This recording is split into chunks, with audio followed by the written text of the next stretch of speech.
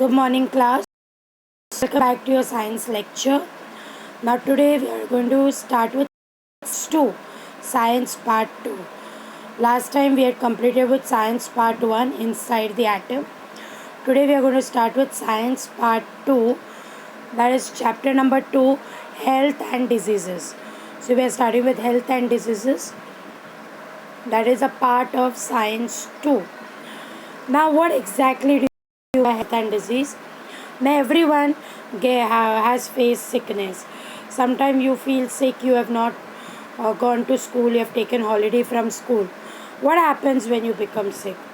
Your body becomes weak, you don't feel like getting up. There's continuously either you have vomiting, you have fever, coughing, cold, many such symptoms you can find when you become sick. Sometimes this sickness can be cured at home only without even going to the doctor or taking any medicines. Sometimes it doesn't get cured. You have to take continuous regular medicines for a long period of time. Sometimes you have to take medicines for a very short period of time. So what are these diseases? What is health? That is what we're going to learn in this chapter. Chapter number 2, Health and Diseases. So let's get started. Health. Now what do you mean by health? According to WHO, health is a complete physical, mental and social well-being and not merely absence of disease. It doesn't mean that if you are not having any type of disease, that means you are healthy. No. Healthy means when your physical, mental and social, how your physical body is, how your mental strength is and how you are involving with other people. Social health means how you are with other people, how you communicate with other people. That is social health. When all these three are proper, are in good state, that means you are healthy. If you are physically fit but if you are mentally disturbed, that means you are not healthy. If you are mentally and physically fit but you don't talk to anyone, your social health is disturbed, that means you are not healthy. To be healthy means you should be physically, mentally and socially fit. Okay, healthy doesn't mean that you don't have any type of disease. Healthy means you are physically, mentally and socially fit. That means you are healthy. So what is disease then? If this is healthy, then what do you mean by disease? Now disease is something which is a condition of disturbance. The disturbance that you have psychologically, physiologically, any process in your body when it gets disturbed, that is disease. So this chapter we are going to learn about different types of diseases. Let us go with this. According to the duration, how much time the disease is lasting, it is differentiated as acute and chronic. Okay, acute means which is for a short period of time and chronic means which is for a long period of time. Like I'll give you a simple example. Acute means like your fever or a cold which is for a short period of time, maybe for a week, and chronic means for a long period of like diabetes or cancer, which can be for a long period of time. So first type is according to the period, duration, that if it is for a short period it's acute, if it's for a long period it is chronic. Second type is hereditary and acquired. Hereditary means what you have got due to in your genes, due to the fault in the DNA during birth only. When a child is born and by birth, due to some fault in its genes, due to mismatch in the genes and DNA, genetic disorders happen, and that is hereditary. Acquired diseases are which a person gets during his lifetime. During his lifetime, whatever disease a person gets is a acquired disease. Acquired disease are further divided as infectious and non-infectious. Infectious means which gets infected through touch, to talking, that is infectious, and non-infectious is which does not get spread. Okay, infectious is which gets spread, non-infectious is which does not get spread. So infectious, as I said, they can spread by air, water, food, contact, or through insects. Non-infectious is which does not spread. Infectious can be caused through various agents like bacteria, viruses, and non-infectious is not caused due to any type of pathogens. Okay, so these are the type of diseases. In this chapter we are going to learn about these two main types of diseases: infectious disease and non-infectious disease. So today we are going to learn about infectious disease. Now can you see this in your textbook, page number 6? They've given you this diagram: infectious through split or spectrum. Now they've given you a question: how do the following diseases spread? Hepatitis, malaria, scabies, TB, dengue, ringworms, swine flu, etc. How do they spread? They spread through water, air, contact, and touch. So they are a type of infectious diseases. Like malaria spreads through mosquitoes, scabies gets to animals, TB is spread through if an infected person's split or spectrum gets infected, then TB has been spread. Similar way, these are all infectious diseases. What do you mean by pathogen? Now, what do you mean by pathogen? These are pathogens. Different types of bacteria, fungi, protozoa, viruses, due to which the disease is caused. That is pathogens. So let us learn about infectious disease. As I said you, what is infectious disease? Diseases that spread through air, water, food, or viruses, or through animals is called as infectious diseases. Page number 7, you have these table given to you in your textbook, where there are different types of infectious diseases given, which pathogen is causing this disease, and what are the modes of infection, how we can get infected through it, what are the symptoms, what symptoms do you find. Symptoms is if you have a particular disease, what do you feel, the symptoms, and how can you prevent it, or what is the treatment for it. So let us start there. First one is tuberculosis. The pathogen is Mycobacterium tuberculosis, and the mode of infection is spitting by patient through air, prolonged contact with and sharing of materials of patient. Now if the infectious tuberculosis patient spit here and there, so through air it can be infected. Second, if you are staying with any tuberculosis patient and you are sharing things with him, then also it can be spread. Symptoms are chronic cough. Chronic cough means cough that doesn't go. It stays for a very long period of time, continuous coughing. Bloody splitting means when he is spitting, along with the saliva, blood is coming out. Emaciation and difficult breathing. He has difficulty in breathing. What are the prevention and treatment? BCG vaccine, isolation of patient, regular medication like DOT. DOT is the medicines given to tuberculosis patients, or regular medication. BCG vaccines are the vaccines which is given when a child is born. So if that vaccine is taken, you can be prevented by tuberculosis. And suppose if a person gets tuberculosis, that person has to be isolated, kept in a separate room.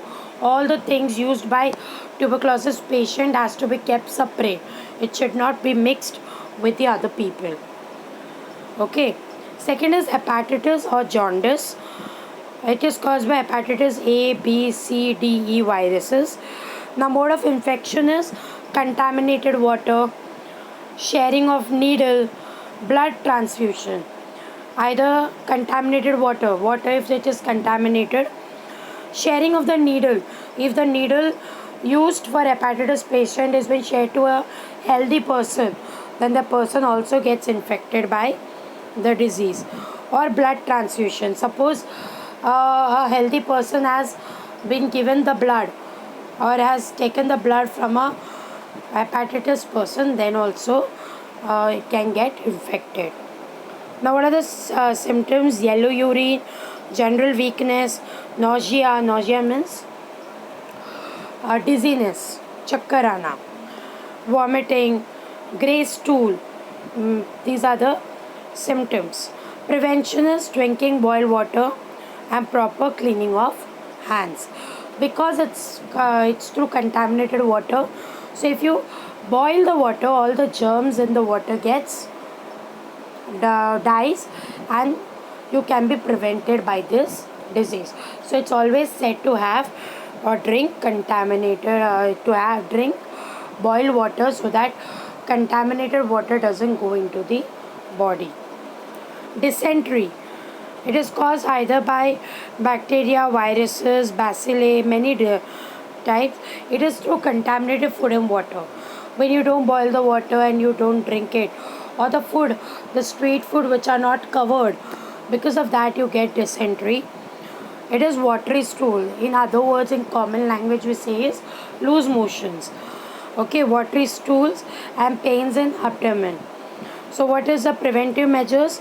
Drinking of boiled water, proper storage of food. You should always have food which is covered, not kept in open. And ORS consumption. Many a times you may have seen ORS consumption. That is like a powder which you put it in water and you drink it. So it is like oral rehydration powder, where because water in your body goes out of your body during dysentery, so the water, you should not get dehydrated. Water level in your body should not get decreased. For that purpose, you should always drink ORS powder during dysentery. Cholera, Vibrio cholerae is the bacteria through which we get cholera. This is also because of contaminated food and water. Symptoms are vomiting, severe diarrhea, cramps in leg. And how can you prevent it? You have to follow hygienic practices, avoid open place food, drinking boiled water, and vaccination against cholera. So hygiene is important. Proper hygiene. You're coming from outside, washing your hands and legs, and then eating anything, not eating with the same hands. Then having proper food, having boiled water, and getting vaccinated is important. Last, typhoid. Salmonella typhi is a bacteria through which we get typhoid. Contaminated food and water is again the reason for it. A headache, rash on abdomen, dysentery, and fever up to 104 degrees Celsius. How can you prevent it? Drinking clean water, vaccination, and proper disposal of sewage. That is the waste. You should proper dispose it. You should not throw waste here and there. And because of throwing a waste here and there, you can get typhoid. So these are the few common infectious diseases. Now let us learn about some of the other infectious diseases which can be severe for your health. So let's start with this. This is page number 7. They've given you some observe and discuss. You can see the dirtiness around you. What happens? Which type of disease do you get from this type? Like tires are kept for many long period of time. Water is there in the tank, stored waters. So what type of disease is caused? The common diseases caused due to this is malaria and dengue. So let us learn about dengue now. Dengue is a most hazardous disease, which is one of the infectious disease which is caused due to mosquitoes. What mosquitoes do is, as we saw here in this picture, the tires, the waterlogged materials kept here and there where the water has been collected. In this water collection, the mosquitoes lay egg, and those eggs turn into mosquitoes, and the population is increased, and this mosquitoes spread these diseases. So dengue is spread through them. It is caused by Den 1 and 2 viruses. Now, what are the symptoms of dengue? Acute fever and headache, vomiting, pain in eye socket, and decrease in platelet count. Platelet count is in your blood. You have this red blood cells and platelets, and that count gets decreased. And if that count gets decreased, that can cause to internal hemorrhage. Means your brain can get damaged. This diagram is given to you in your textbook, page number 8, where they have given you what are the different reasons and how can you prevent dengue. Okay, so this is the answer for you. Reproduction, breathing of mosquitoes in tank, because the tank is open, water is collected there. Utensils, accumulation of water in utensils, man-made containers also causes the breeding of mosquitoes. Water cooler also. In water cooler also, if the water is collected for a many long period of time, mosquitoes can grow and it can cause dengue. Where it can be affected, it can be infectious to babies. Okay. Guppies can control the larva. Guppies is your small fishes. If you have small fishes, can control the larva. That is, they can eat these larvae in the water. Fumigation of insecticides, spraying of insecticides. You have seen the government people sprays this insecticides here and there. Why? Because wherever this water is being collected, if mosquitoes have laid their egg, it will die. And using mosquito coils to repel them. We should always use mosquito coils, and that will kill the mosquitoes. So these are some of the preventive measures of dengue. Okay, this is an important question. I want you to draw this in your notebook. So this was dengue. Let us go to the next one, which is swine flu. Now, how is swine flu spread? Swine flu can be passed through the humans by contact or contamination by pigs. Pigs are the one which gets infected by swine flu, and if a human being comes in contact with the pigs, a human also gets contacted with it. Common symptoms like fever, nausea, sore throat, pain in the throat is the common symptoms of swine flu. So infection for swine flu occurs through pigs and humans. Viruses of swine flu are spread through sweat of an infected person. Similarly, it's spread through secretion of nose, throat and saliva. Symptoms are difficulty in breathing, sore throat and body pains.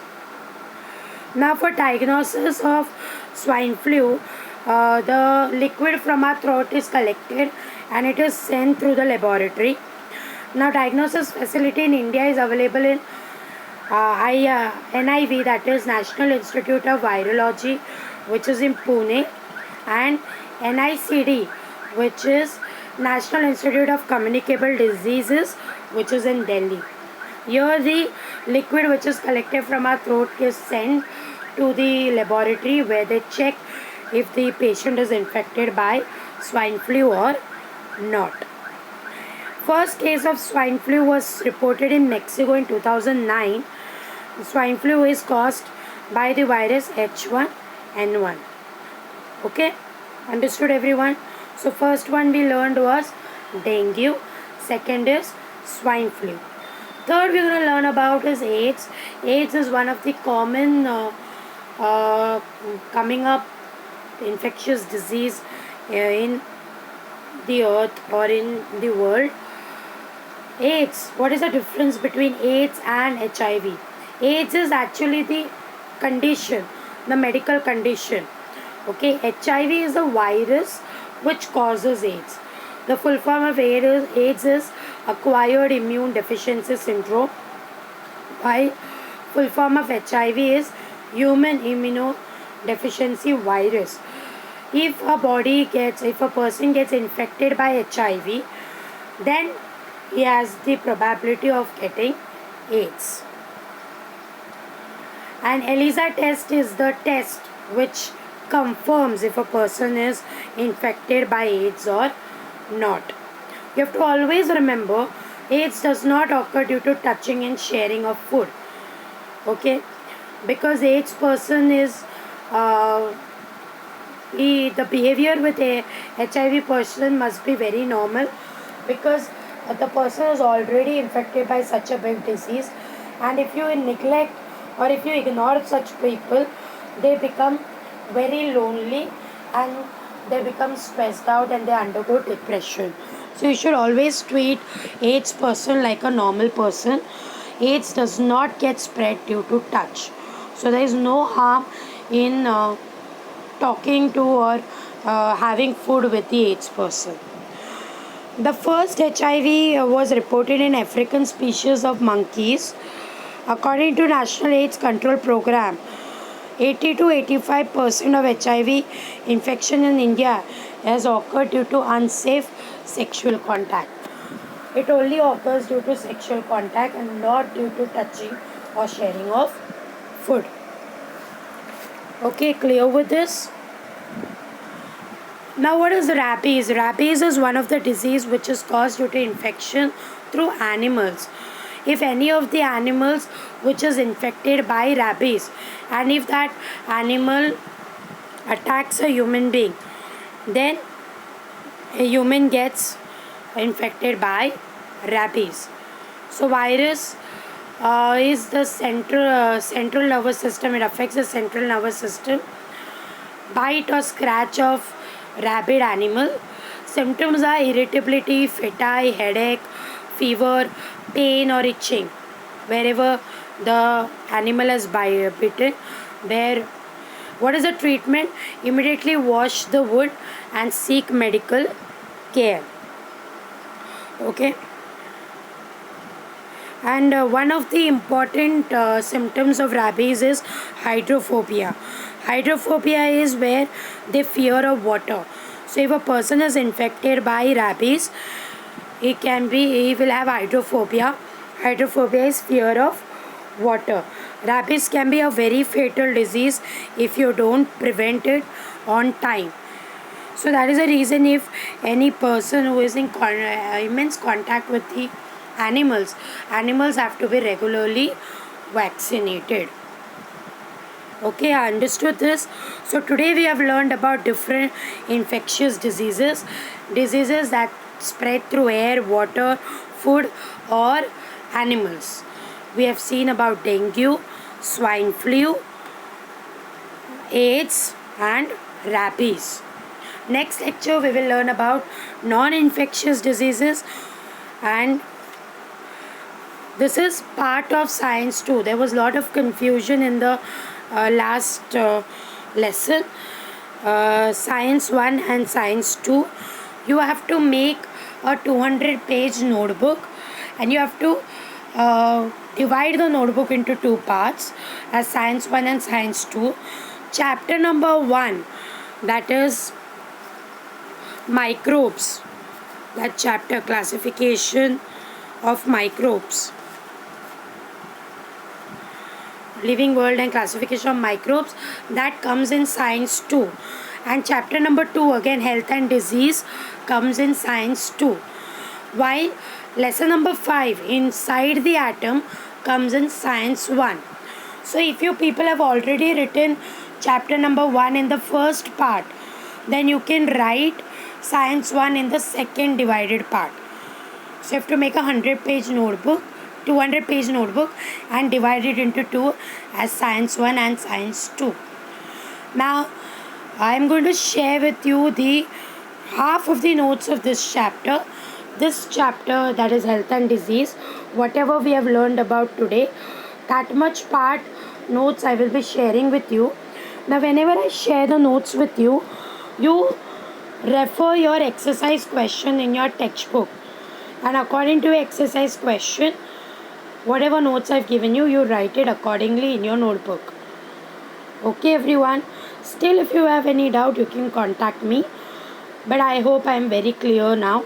So science 2, lesson number 1 and 2 comes in science 2, while lesson number 5 is in science 1. Thank you very much. Goodbye there. Comment in the comment your name in the comment section, and also tell me if any one of you has ever got infected by any type of infectious diseases, malaria, dengue, any such disease, or anyone from your houses any has any time infected by these type of diseases. Okay, goodbye students, take care, stay safe, stay happy. Like everyone knows, COVID, which is going now, coronavirus, is also one type of infectious disease. So we are wearing masks, we should not come in contact with any person, because it is also getting spread through contact. Okay, so stay safe at home, always wear your mask, stay happy. Goodbye there.